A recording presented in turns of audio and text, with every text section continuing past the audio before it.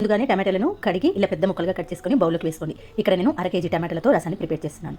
టమాటా ముక్కలు కట్ చేసిన తర్వాత ఈ టమాటా ముక్కలు మునిగేంత వరకు వాటర్ పోసి దీంట్లో ఒక అర టీ స్పూన్ పసుపు వేసి స్టవ్ ఆన్ చేసి స్టవ్ పైన పెట్టుకొని మీడియం ఫ్లేమ్లో సుమారుగా 8 నుంచి 10 నిమిషాల పాటు ఉడికించాలి.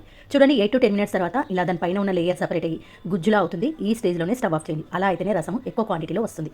చూడండి ఇలా మెత్తగా అయిన తర్వాత స్టవ్ ఆఫ్ చేసి పూర్తిగా చల్లారిన తర్వాత ఇలా గట్టిగా దీని నుంచి పీసుకుంటూ రసాన్ని సపరేట్ చేసుకోవాలి. ఇలా ఒకసారి పీసుకిన తర్వాత దీన్ని స్ట్రైనర్ పెట్టేసుకొని రసాన్ని ఆ గుజ్జును సపరేట్ చేయండి.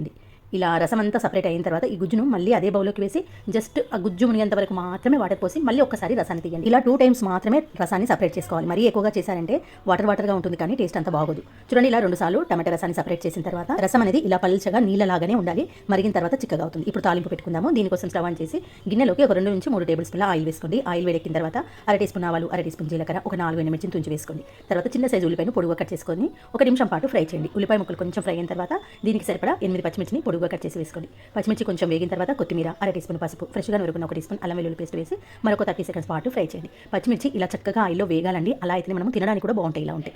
ఇలా పచ్చిమిర్చి వేగిన తర్వాత మనం తీసి పెట్టుకున్న రసాన్ని ఇందులోకి యాడ్ చేసేసేయండి. టమాటా రసము మనం స్టార్టింగ్ పోసినప్పుడు ఇలా ఉంటుంది కానీ ఒక 5-6 నిమిషాలు మరిగిన తర్వాత చిక్కగా అవుతుంది. మరి పలుచగా ఉంటే కూడా రసం అనేది అంత టేస్టీగా ఉండదు. ఈ స్టేజ్లోనే ఒకసారి కలిపేసేసి దీనికి సరిపడా ఉప్పు వేసుకోండి. ఇక్కడ నేను 2 చెంచాల వరకు సాల్ట్ వేస్తున్నాను.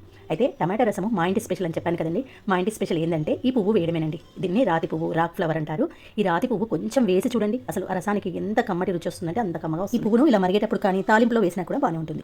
ఇప్పుడు మీడియం ఫ్లేమ్లో పెట్టి ఒక 5-6 నిమిషాలు మరిగించండి. చూడండి 5-6 మినిట్స్ తర్వాత కన్సిస్టెన్సీ కాస్త చిక్కబడుతుంది. స్టవ్ ఆఫ్ చేసిన తర్వాత ఇంకా కాస్త చిక్కగా అవుతుంది. ఈ స్టేజ్లోనే కొత్తిమీర వేసేసి స్టవ్ ఆఫ్ చేయండి. అంతేనండి. ఇప్పుడు డిష్ అవుట్ చేసుకొని వేడి అన్నంలో పోసుకొని తినరండి. జొర్రుకుంటూ తాగుతారు. అంత కమ్మగా ఉంటుంది.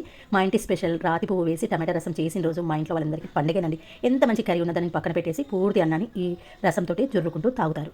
మరి మీరు కూడా ఒక్కసారి టమాటా రసంలో కొంచెం రాతి పువ్వు వేసి ట్రై చేయండి. ఎంత బాగుందో మీకే అర్థమవుతుంది. ఇప్పటివరకు మీరు ఏ టమాటా రసం రుచి దీనికి సరిపోదు అని మీరే అంటారు. ఓకే ఫ్రెండ్స్, మరి నేను చూపించిన ఈ మా ఇంటి స్పెషల్ టమాటా రసం అందరికీ నచ్చితే ఒక లైక్ చేసి మీ ఫ్రెండ్స్తో రిలేటివ్స్తో షేర్ చేయండి. మరొక మంచి వీడియోతో మళ్ళీ కలుద్దాం. Thanks for watching.